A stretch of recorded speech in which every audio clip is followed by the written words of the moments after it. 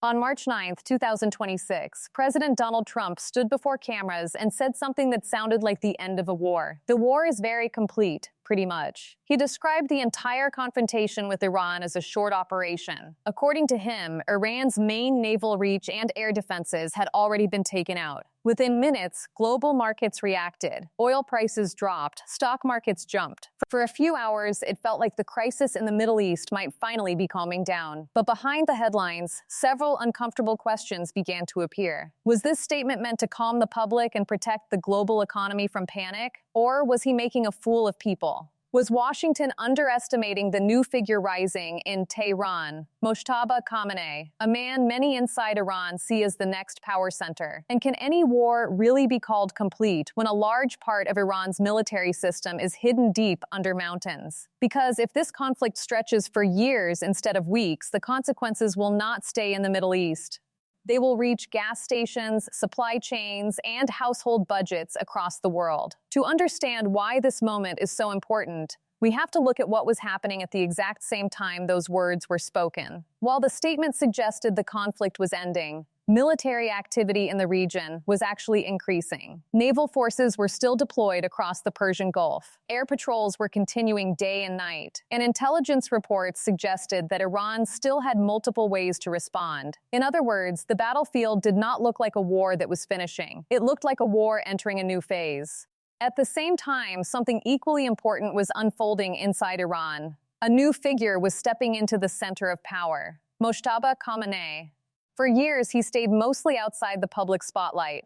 But inside Iran's political system, he built close relationships with the Revolutionary Guard and other powerful institutions. Now he was entering the most serious crisis Iran has faced in decades. And leaders who rise during a crisis often feel pressure to prove their strength very quickly. Inside Iran, showing weakness in a moment like this could damage a leader's authority. So the idea that Iran would simply accept defeat after the first phase of strikes was always unlikely. Not because the damage was small, but because the political stakes were enormous. The Revolutionary Guard made their position clear with a short response.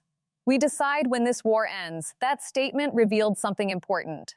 Both sides were talking about the same conflict, but they were describing completely different endings. For Washington, destroying visible military targets may look like success. For Tehran, the conflict continues as long as the system itself survives. And that system was never designed to rely only on ships or air defense batteries. For more than a decade, Iran invested heavily in something very different: underground infrastructure. Large networks of tunnels and storage facilities built deep inside mountains. Iranian media has even released footage showing trucks carrying missiles through long underground corridors. These locations are sometimes called underground cities. They are designed to protect equipment, launch systems, and command centers from attacks on the surface. This means that even if many visible targets are destroyed, parts of the military system can still remain active. It is a strategy built around survival, not quick victory. And this is why early declarations that a war is finished can sometimes be misleading. History has seen moments like this before.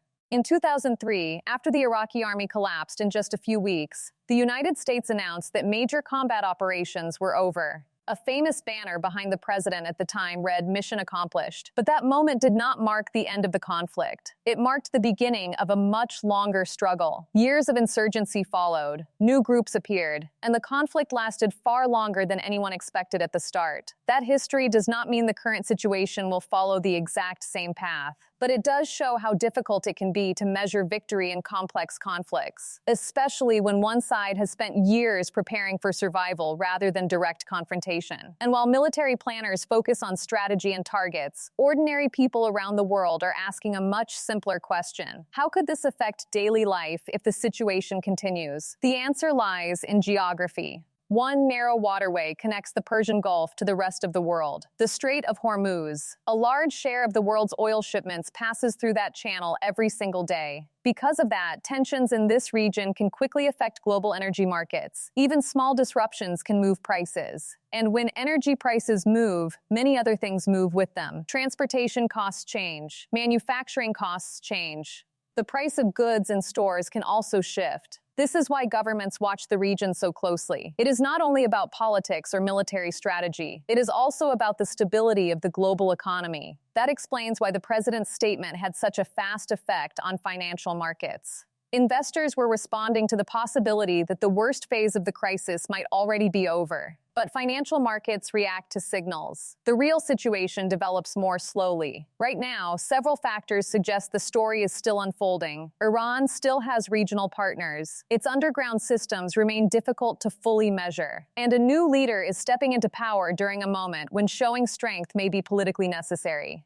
At the same time, the United States is signaling that it has already achieved key objectives. This creates a situation where both sides may continue applying pressure in different ways without officially declaring a long war. That is often how modern geopolitical conflicts evolve. They move in phases. Sometimes the tension rises quickly. Sometimes it quiets down for a period. Then new developments change the direction again, which brings us back to the statement that started all of this. The war is very complete, pretty much. In one sense, the president may be referring to the success of a specific military operation. But wars are rarely decided in a single operation. They are decided over time through strategy, pressure, and political decisions on both sides. Right now, the world may simply be watching the end of the first stage. What comes next will depend on decisions made in Washington, in Tehran, and across the wider region. And until those decisions become clear, one thing remains certain. Declaring the end of a conflict is easy. Proving that it is truly over is much harder.